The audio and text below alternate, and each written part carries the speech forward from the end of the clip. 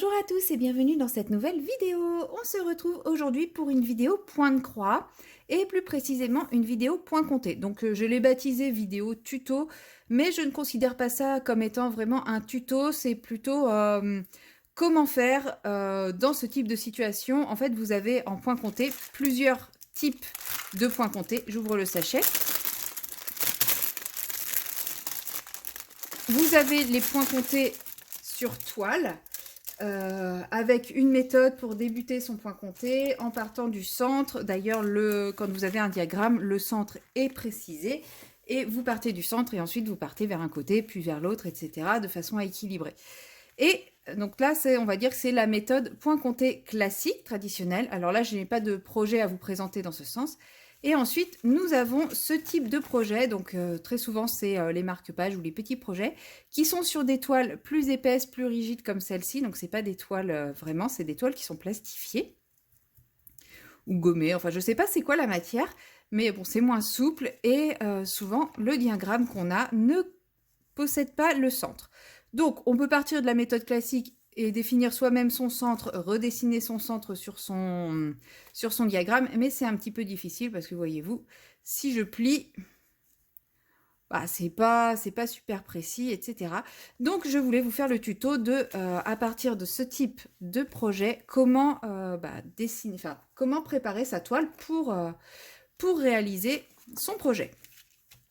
Alors là, on voit, donc pour cela, on a besoin de son diagramme, de sa toile, et souvent, dans ce genre de projet, on a un stylo comme ça qui est livré avec, qui sert à écrire sur la toile, et normalement, l'encre est effaçable à l'eau. Je n'ai pas encore testé. J'ai déjà fait un marque-page, mais je n'ai toujours pas testé si l'encre était réellement effaçable à l'eau. Donc, là, vous avez votre toile. Là, vous avez votre diagramme qui est grosso modo à l'échelle de la toile. Une case, ça correspond vraiment à une croix.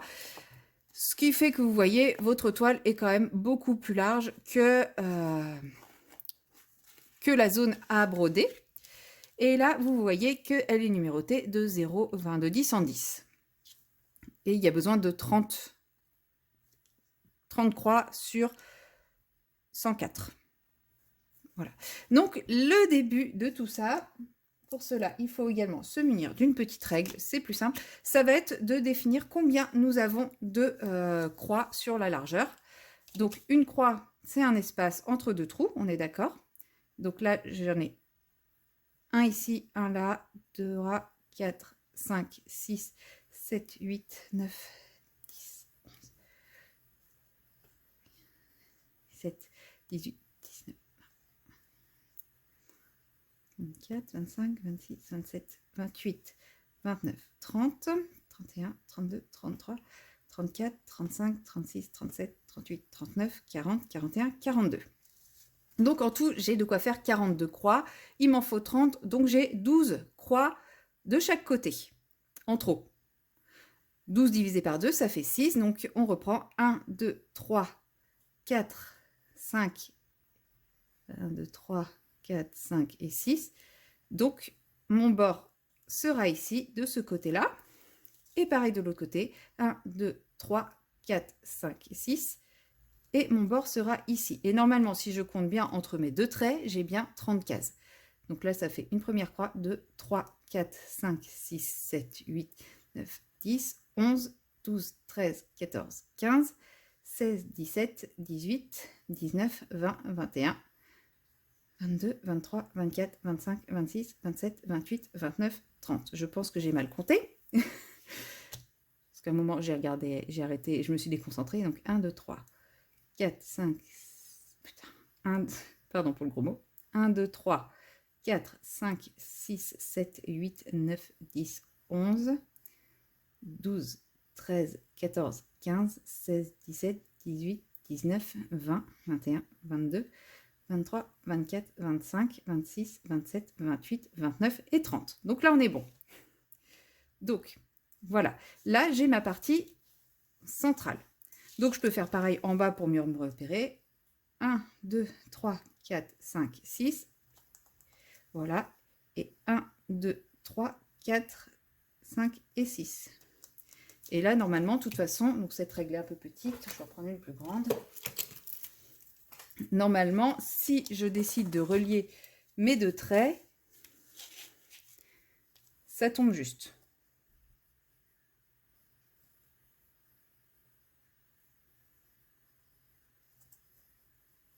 Vous voyez, mes 2 traits, je ne sais pas si je suis bien dans le champ, ouais, mes 2 traits correspondent. Hop, donc je peux tracer mon trait. Hein. De toute façon, ça sera le bord, ça sera cette partie qui sera ici.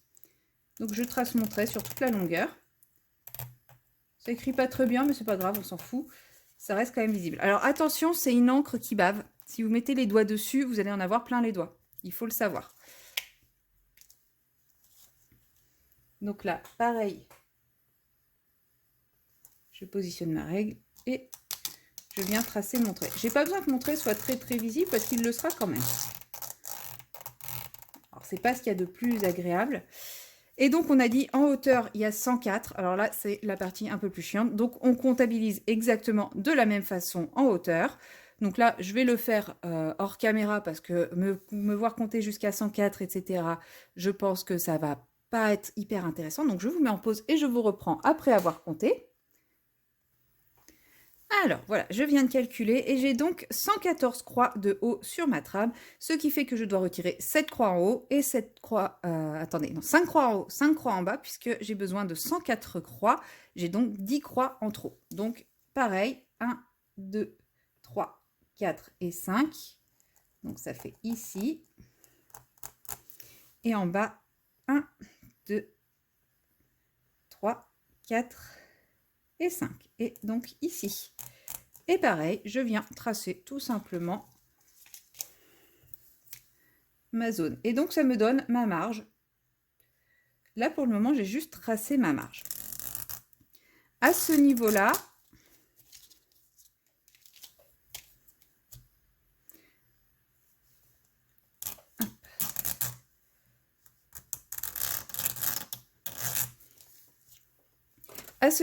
je pourrais déjà réaliser... J'ai perdu le bouchon, c'est pas grave. Je pourrais déjà commencer à réaliser le modèle, puisque je peux commencer par le cadre tout autour. Là, il est simple, je prends toutes les croix qui forment le cadre à l'intérieur du cadre que je viens de donner. Et ensuite, à partir de là, avec des calculs, je peux m'amuser à faire le reste et à partir de zones déjà définies.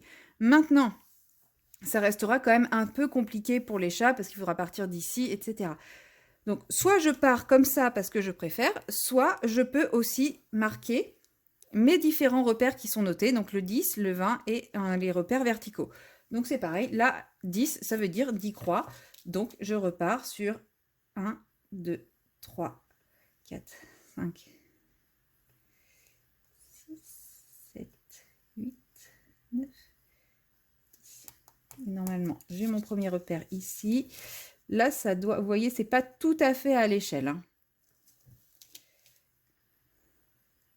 2, 3, 4, 5, 6, 7, 8, 9 et 10. Ici, et normalement, il doit me rester 10 là. 1, 2, 3, 4, 5, 6, 7, 8, 9 et 10, pile poil. Donc, pareil, je trace mes repères verticaux. Donc là, j'ai même pas tracé en bas, parce qu'il suffit simplement de suivre la trame pour être droit. Hein. Sur ce genre de toile qui est bien délimitée au niveau des trames, il n'y a pas de problème. Et je fais pareil à côté.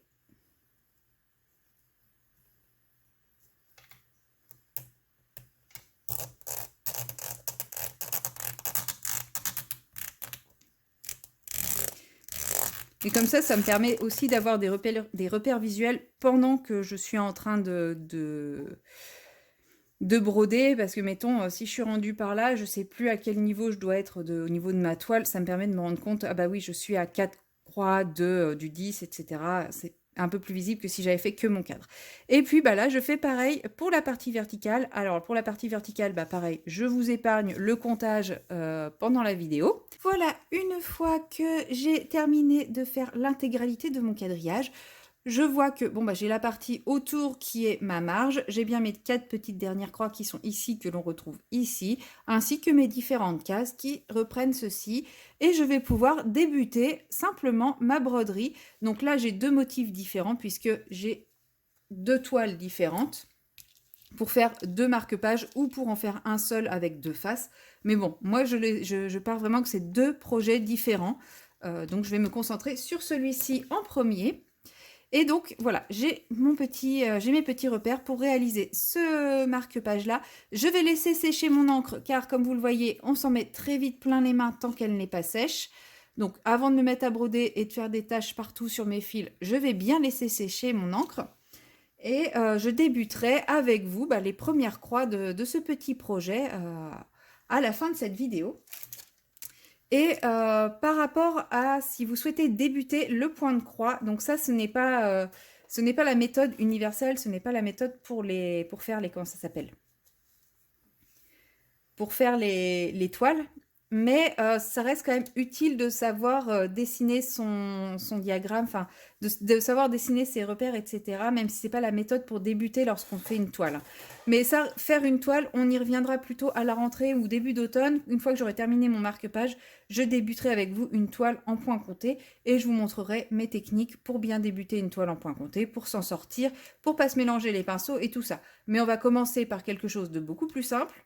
Ce petit marque-page, ce genre de marque-page, de toute façon, je les trouve parfaitement adaptés pour les débutants. Parce que vous voyez, il n'y a que 3 couleurs, c'est des zones blocs ou des lignes qui se suivent bien, parce que même si ça, c'est des petites zones, c'est pas du confetti, ça se suit, ça se fait sans problème les uns après les autres. Et pour ça, je vous conseille d'aller sur la boutique de Paint by Number Day. C'est là où moi, j'ai eu ce marque-page-là. Parce qu'ils ont plein de petits modèles très simples comme ceux-ci, mais quand même très jolis. Sachant que vous pouvez en trouver de plein de sortes, mais faites attention, il y en a où il y a du backstitch, et là je vous le conseille pas si vous débutez, parce que le backstitch, parfois faut piquer entre les émails et tout, et sur ce genre de matériaux, c'est quand même très très complexe. Donc n'hésitez pas à aller voir sur la boutique de Paint by Number Day, là où j'ai eu celui-ci. Ils ont plein de superbes modèles comme celui-ci que j'aime beaucoup et qui sont très abordables. Donc si vous voulez débuter le point compté, je vous conseille fortement de partir sur ce genre de petit projet dans un premier temps. Et comme je vous dis, on reviendra à l'automne pour débuter une toile un peu plus complexe, un peu plus travaillée et voir les méthodes justement pour faire la toile. Donc là, moi je vais laisser sécher ma toile et je vous retrouverai un peu plus tard pour commencer à placer les premières croix. Voilà, maintenant vous voyez, c'est bien sec. Lorsque je passe le doigt, j'efface un petit peu mais sans plus, j'en ai pas trop sur les mains. Donc je vais pouvoir commencer à broder, à faire mon point de croix. Bon là, celui-là, je vous ai dit, pardon, excusez-moi, je vous donne des coups. Celui-ci, comme je vous ai dit, il est quand même ultra facile. Et pour celui-là, donc c'est du 14 CT, donc j'ai prélevé un brin de mon fil que je viens simplement plier en deux pour avoir mes 2 brins. Et voilà, j'ai mes 2 brins d'une longueur un peu plus raisonnable parce que trop long, ça fait des nœuds, c'est désagréable. Et je n'ai pas utilisé les aiguilles qui étaient fournies dans le kit parce que ce sont des aiguilles que j'aime pas trop. C'est des tout petits chats, je galère à chaque fois, je sais pas si vous voyez bien, je galère à chaque fois à mettre le fil dedans et tout. Du coup, je me suis dit que j'allais essayer avec les aiguilles que j'avais eues sur Paint by Number Day également, en même temps que ce petit kit. Donc, c'est des aiguilles à enfilage facile. Vous voyez, je glisse vers le bas. Et ça y est, c'est enfilé. Très rapide. Maintenant, j'espère qu'elles sont pas trop grosses. Après, c'est du 14 CT, mais les trous sont plus gros que lorsqu'on fait une toile, entre guillemets, classique. Par contre, elles sont piquantes, celles-là. Hein. Bon, les autres, les ultra fines qu'ils mettent, elles sont ultra piquantes aussi, donc il n'y a pas grand perte. Ouais, elles sont un peu larges quand même encore, même pour ça. Alors, comme toujours, je vais débuter, je vais bloquer mon fil en passant sous la trame. Bon, vous voyez, il y a des endroits où c'était pas encore sec. C'est pas très grave. Après, ça part très bien à l'eau. Hein. C'est juste que, bon, faut savoir que vous allez vous en mettre un peu plein les mains. Si vous n'attendez pas suffisamment que ça sèche. Et il faut savoir que sur ce type de toile, ça sèche vraiment pas vite. J'ai voulu aller trop vite. Voilà. Bon, c'est pas grave. Hein. Du coup, vous voyez, j'ai effacé dans le coin. Mais bon, c'est pas très grave. Moi, je sais quand même où je vais. Vu que j'ai repéré mon premier trou. Donc, je bloque mon fil et je débute. Donc, toujours pareil. Donc, ma première croix, vous voyez, la ligne est ici. Vous êtes bien dans le champ. Et mon autre ligne est ici. Donc, ça a un peu bavé au-dessus, mais c'est pas très grave. On voit quand même que la ligne, c'est ça. Donc, mon premier trou sera ici. Voilà. Je vous montre. Je ne sais pas si ça fait bien le point. Vous avez la ligne qui est là, l'autre ligne qui est là. Donc, je vais commencer ici et je vais partir dans ce sens-là, en fait. Parce que je vais commencer avec la couleur numéro 1, qui est celle du cadre. Je vous ai dit, hein, c'est un qui est très, très facile. Je vous conseille, quand vous avez un cadre comme ça, de commencer par le cadre. Ne commencez pas par le milieu. Sauf si vous utilisez la méthode du centre. Et donc là, il aurait fallu tracer le 15 et tracer le 52 pour trouver le centre. Et sachant que là, on n'avait même pas un centre vraiment pile poil, ça aurait été un peu galère, quoi. Donc voilà. Dans ce cas-là, c'est très simple sur une toile comme ça, qui en plus ne va pas se déformer parce qu'elle est quand même semi-rigide. Eh bien, vous commencez simplement à faire vos croix. Donc, soit vous faites croix par croix, soit vous faites demi-croix par demi-croix, et ensuite donc une série de demi-croix, et ensuite vous repassez par-dessus. Là, comme c'est un cadre, moi j'ai envie de vraiment pas me prendre la tête, je vais faire des demi-croix sur tout le cadre, et après je reviendrai faire un tour de demi-croix exactement de la même façon. Je vous dis, j'ai envie que ça soit un petit projet, pas du tout prise de tête, rapide et très mignon. Pour moi, ça, c'est vraiment un projet pour personnes qui débutent. Et pour personnes qui ne débutent pas également, qui ont envie de faire un petit projet rapide et simple et mignon. Hein. C'est pas réservé aux débutants, mais si vous débutez, c'est très bien de commencer par ce genre de petit projet. Donc moi, voilà, ma technique, c'est je passe par le trou du haut, en diagonale, bien entendu. Je repasse à la verticale par le trou du bas. Et comme ça, j'ai fait ma demi-croix sans avoir à gigoter mes doigts dans tous les sens, parce que sinon c'est comme ça. Voilà, je tire, je reprends. En fait, je fais beaucoup moins de mouvements à faire cette technique-là. Si ce n'est que là, comme c'est une petite toile, je m'en mêle toujours dans l'angle. Bon, ça c'est... mais ça c'est typique, hein. Tout le monde, ça n'arrive pas à tout le monde, mais moi ça m'arrive tout le temps. Bon, là, j'ai perdu mon fil. Ce n'est pas très grave, vu que j'ai mon aiguille en filage rapide, je glisse vers le bas, je remonte vers le haut. Voilà, et c'est fait, c'est enfilé. C'est quand même vachement pratique ces petites aiguilles. Le seul reproche que j'aurais à leur faire, c'est qu'elles sont un petit peu épaisses. J'aurais aimé en trouver... Après, j'ai peut-être pas regardé, hein. Il y a peut-être des tailles plus fines. Il faudrait que je regarde sur le site s'il existe les mêmes en un peu plus fin, parce que ça se trouve, moi j'ai pris les premières que j'ai trouvées sans vérifier s'il y avait plusieurs tailles ou autre. Je pense que là on est plus sur de l'aiguille pour du 11 que vraiment du 14. C'est un petit peu gros pour du 14. Mais vous voyez, ça se fait quand même sans difficulté. Et voilà, je vais simplement commencer mon petit tour. Et une fois que j'aurai terminé mon petit tour, voilà, je vais en avoir pour un petit moment à le faire. Hein. Je pense que j'en ai pour 1 heure à peu près à faire tout ça. Surtout si je galère autant à passer mon aiguille dans les trous. Mais une fois que je filmerai plus, ça sera beaucoup plus facile, je serai plus à l'aise, je serai mieux installée. Et une fois que voilà, j'aurai fini mon petit tour de croix complète avec celui-là, j'attaquerai les petits symboles à côté, et je pense que je vous reprendrai à ce moment-là. Là, je voulais vraiment vous montrer le début, par où je commence, mais je vais reprendre, une fois que j'aurai fini tout mon cadre, je vous reprendrai pour les petits symboles qu'il y a sur le côté, pour vous montrer comment je procède pour les placer au bon endroit et pour les broder. Je ne pense pas que je vous reprendrai au moment où je ferai le chat, parce que sinon cette vidéo sortira dans 8000 ans. Et l'idée, c'est quand même de vous la sortir assez rapidement. Mais voilà, vous aurez quand même vu comment diviser ma toile, retrouver mes repères, comment débuter sur ce genre de projet, car comme je vous l'ai dit, je vous expliquerai comment débuter une toile plus conséquente. ce n'est pas tout à fait la même technique. Donc ça, on reverra ça, mais plutôt début automne, enfin courant de l'automne. Mais pour un petit projet comme ça, déjà, vous savez comment débuter. Et une fois, je vous montrerai, parce que là c'est facile, il suffit de suivre le tour, c'est une ligne droite.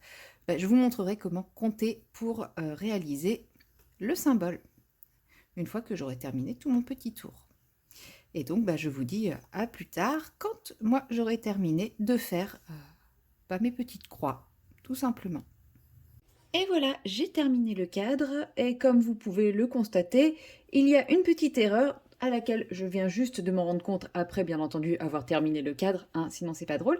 Là, j'ai une bande qui fait à peu près 5, je crois que c'est 5, et en bas, elle fait beaucoup plus, puisque je ne m'arrêtais pas ici, j'étais censée m'arrêter plus bas, et j'ai continué, comme j'avais tracé mon trait là, j'ai continué ici au lieu de descendre.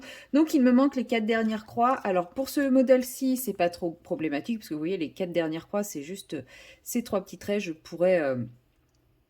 Je peux simplement remonter tous les symboles de 1, et puis clôturer au pied mon petit chat. Ça, en fait, ça mènerait cette barre-là ici, et ça me fait enlever celle-ci aussi.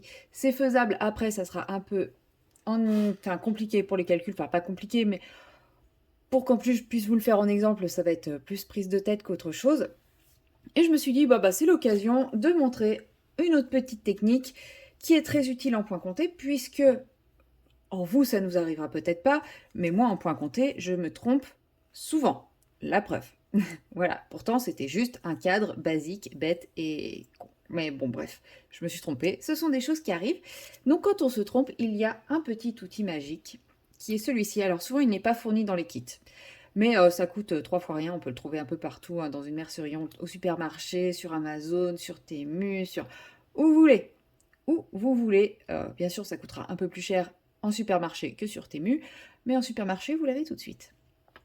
Et pour la différence de prix, je suis pas sûre que ça vaille le coup de vraiment faire une commande Temu pour ça. Du coup, comment ça fonctionne? C'est ce qu'on appelle un découvite. Vous avez une zone ici avec une petite boule, une zone ici qui pique, et attention parce que ça pique bien. Et la zone qui est là sur le dessus de la partie qui pique, c'est une petite lame. Alors, c'est pas une lame qui coupe, hein. Enfin, si vous passez votre doigt comme ça, vous n'allez pas vous couper, mais ça va suffire à couper le fil. Donc, la technique est simple. Je vous rapproche si ça veut bien faire le point. Vous glissez la partie pointue sous la zone que vous voulez découper, et vous avancez tout simplement. Voilà. Alors, des fois, il faut faire des petits retours en arrière parce que vous n'avez pas réussi à passer sous tous. Et vous voyez, ça se découpe tout seul. Et c'est hyper rapide. Donc moi, je coupe tout, toute la zone que je dois retirer, je coupe absolument tout.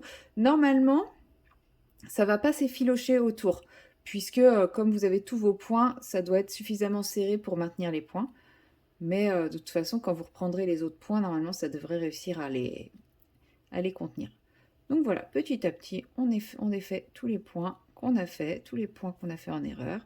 Et puis après, il n'y aura plus qu'à recommencer au bon endroit. Mais ça, je ne vais pas le faire avec vous. Une fois que j'aurai fini de tout découper, je vais nettoyer et puis je vous reprends pour ce qui était censé être la partie pour faire ce que j'étais censé faire initialement, si je ne m'étais pas trompée à ce stade-là de mon ouvrage. Voilà. Donc vous voyez, hein, c'est très très simple. Bon, je ne vais pas tout faire avec vous parce que c'est rapide, hein, surtout pour une petite zone comme ça. C'est juste que c'est pas passionnant pour vous, hein. Vous avez vu la technique, je pense. Et puis en fait, les petits bouts qui sont là, soit je peux les attraper par le dessus. Quand ce n'est pas possible, j'attrape simplement par derrière. Et pareil, je passe mon petit bidule et ça défait. Donc là, je passe sans chercher à couper, hein, puisque ça a déjà été coupé. Et voilà, j'ai plus qu'à retirer tranquillement mes petits bourris de fil. Alors oui, ça fait plein de petits bourris qui risquent de s'envoler et tout, mais... Alors là, vous voyez, j'étais un peu... Enfin, j'ai coupé le fil qui était ici. Bon, c'est pas grave, je le referai. Mais bon, si des fois, on se trompe un peu aussi là-dedans. Enfin, moi, en tout cas, je me trompe. Et... mais c'est pas grave, il suffit de reprendre un fil plus haut. Et tout simplement, voilà. Bon, finalement, je vais faire avec vous. Allez, je vous mets en pause et je vous retrouve une fois que j'ai fini de tout nettoyer. Voilà, une fois qu'on a tout nettoyé, donc là j'ai été obligée d'enlever un petit peu plus puisque ça s'effilochait. Donc une fois qu'on a tout nettoyé, ne pas hésiter à laisser du fil comme ça qui dépasse parce que c'est lui qui va être rebloqué dans ce qu'on va reprendre et qui va éviter que le reste s'effiloche. Voilà, c'est pour ça que là j'ai laissé ces fils là. Mais comme je vous l'ai dit, je ne vais pas faire finir mon cadre pour le moment. On va repasser sur ce qui nous intéresse, c'est-à-dire compter ses points. Alors, pour ça, je vais partir sur le deuxième symbole qui est ici. Donc, c'est la teinte numéro 3 pour faire les espèces de S. Donc, j'ai déjà préparé mon fil qui est ici. Je vais enfiler mon aiguille. Je vais ranger ça avant de me blesser.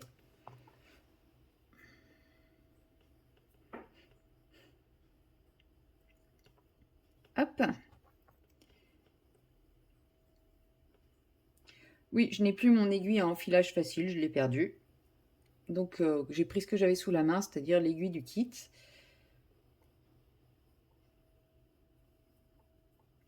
Mais bon, comme je vous disais, elle était un peu large. Mais par contre, l'aiguille du kit, je la trouve un peu longue. Donc, je suis jamais contente. Faudrait que je cherche. Faudrait que je regarde s'il y a des aiguilles qui me correspondent plus. Alors, hop. Et voilà. Donc là, mon fil est installé. Donc, toujours pareil. Donc là, je vais commencer, je vais faire cette colonne-là en premier. Et ensuite, je ferai l'autre. Donc, si je regarde, je vois que je commence pas directement sous la ligne. Je commence sur la rangée du dessous. Donc, ici. Pardon, vous êtes hors champ. Donc, ici, j'ai mon repère. Je sais que c'est là. Et j'ai une case blanche, 3 cases, une case blanche et 3 cases bleues. Donc, pas celle-ci, celle-ci, j'ai ma case blanche et donc mes cases commenceront à ce trou-là. Donc, comme d'habitude, je vais bloquer mon fil. Donc, je vais le bloquer ici. J'aime pas ces aiguilles. Elles sont très fines, mais également très souples et très pointues. J'ai tendance à me faire mal avec.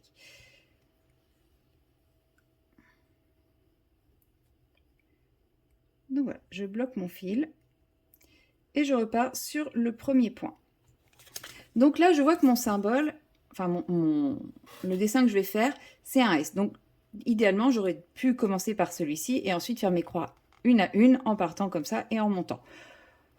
Là, moi, je trouvais que c'était plus facile de commencer par cette croix-là, d'aller par là, de descendre en demi-croix et de remonter en demi-croix et ensuite de travailler mes autres croix en croix unique.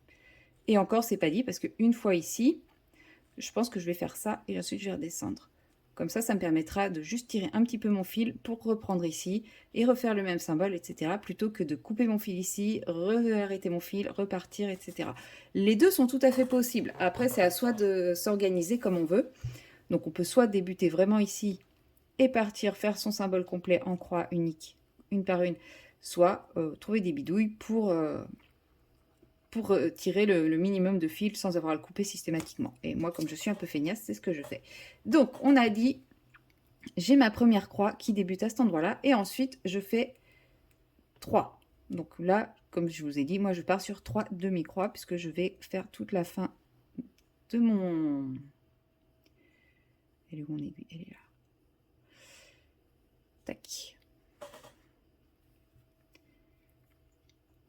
Donc, on peut faire les mouvements ou comme ça, mais avec cette aiguille, je trouve ça plus difficile. Donc là, j'ai fait mon deuxième point. Mon troisième point. Bon, je suis désolée, j'ai pas pris une couleur qui se voit beaucoup sur la toile, en fait. Je me rends compte, j'aurais dû vous prendre au moment de faire les chats. Mais je me dis que ça... Enfin, les chats, je vais pas les faire tout de suite. Donc, je sais pas si vous voyez là ce que je fais.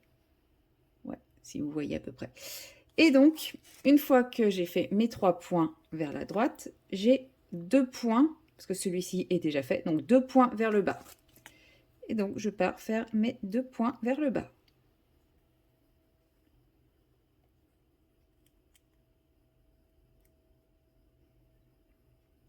Une fois que j'ai fait mon deuxième point vers le bas, j'ai un point vers la gauche.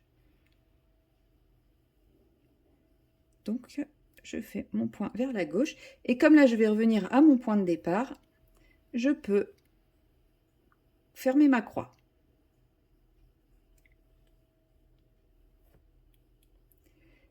Et là, je suis simplement le tracé que j'ai déjà fait avec mes demi-croix.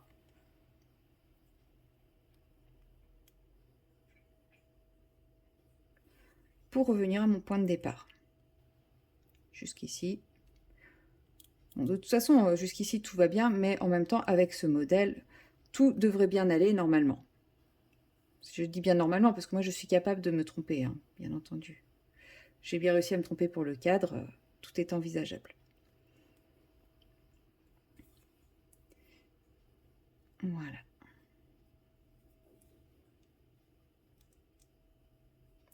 Dans l'idéal, celui-ci, j'aimerais bien vous le montrer terminé fin août. Donc là, avant de finir ma dernière croix, je regarde à nouveau mon schéma parce que je vais finir ici et après je dois repartir là. Donc soit je la fais vers le haut et je repartirai là, soit je la fais vers le bas et c'est pareil, dans les deux cas, ça sera... J'utiliserai la même quantité de fil, donc je fais comme je veux. Puisque comme la prochaine croix n'est pas collée mais en diagonale, la position de mon aiguille en fin de point importe peu. Donc là, je viens de terminer mon motif initial et donc je pars faire les 3 points vers le bas. Mais sauf que là, je vais faire avec des points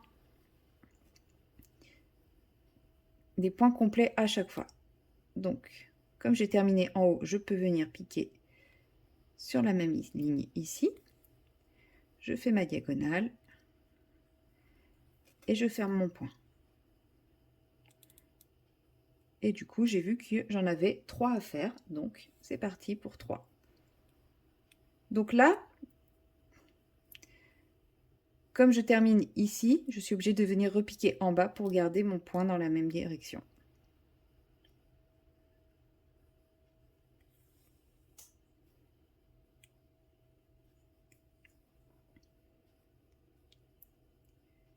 Voilà, donc là, je fais mes 3 points.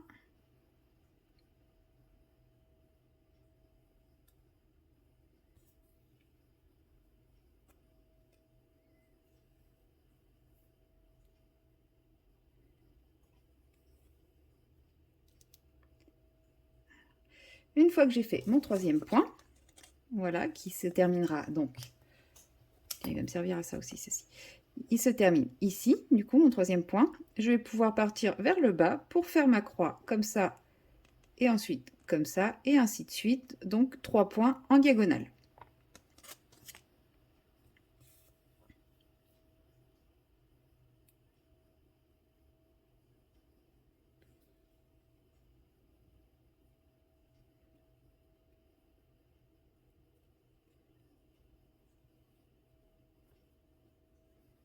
Avec les éternels nœuds, sinon ce n'est pas drôle.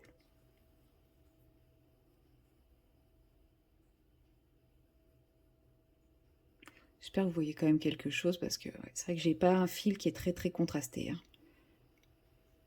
C'est très joli ce bleu clair, mais je suis pas sûre que vous voyez grand chose de ce que je fais.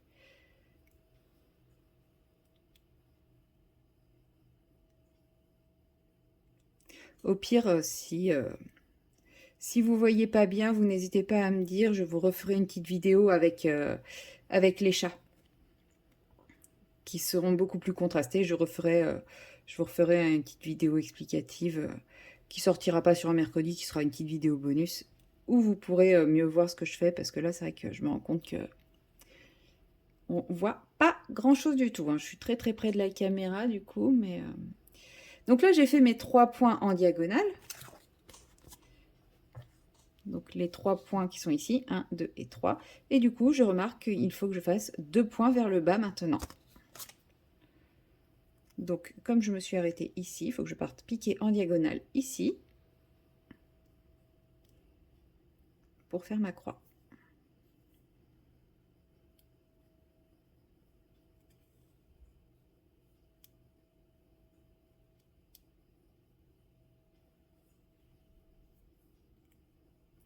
Donc là, j'ai fait le premier.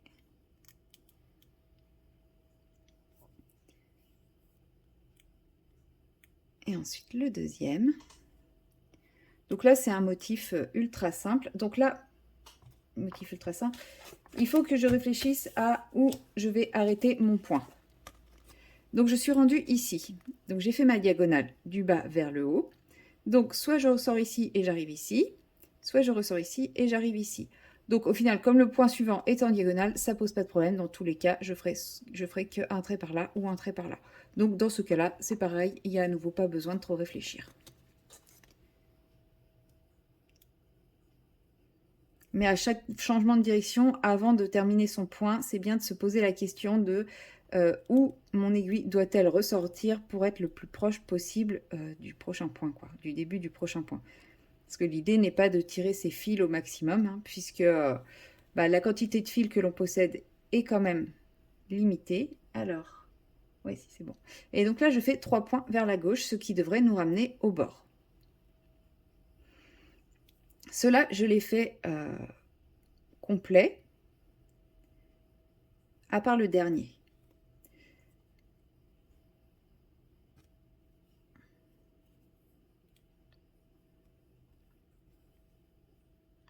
Puisque là, je vais terminer mon symbole. Donc mon petit S, vous voyez, il est là. Là, j'arrive ici. Et en fait, l'idée, c'est que je veux terminer ça, mais je ne veux pas couper mes fils ici pour repartir après ici. Donc là, ce que je vais faire, c'est que je vais monter en demi-croix et redescendre en demi-croix, ce qui me permettra, si j'arrête mon fil ici, de repartir avec une diagonale ici. C'est pour ça que je vous dis qu'il faut réfléchir où j'arrête mon fil, parce que si je l'arrête ici, j'aurai besoin de beaucoup plus de fils pour faire ce schéma-là ou ce schéma-là, que si je m'arrête ici et que je viens ici. C'est pareil, si je m'arrête ici, ça sera plus logique pour moi de redébuter mon truc ici que de le redébuter ici. Donc il faut bien visualiser aussi ces points d'entrée et ces points de sortie en ayant toujours une croix de la même façon.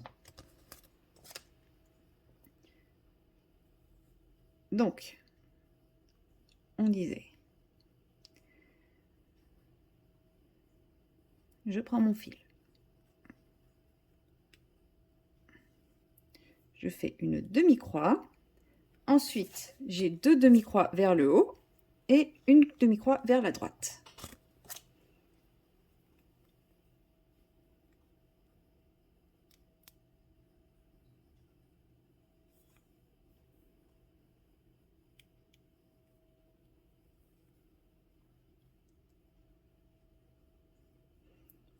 Donc là, je viens de faire mes 2 demi-croix vers le haut et ma petite demi-croix vers la droite. Et là, je peux suivre mon schéma pour revenir à la base ici.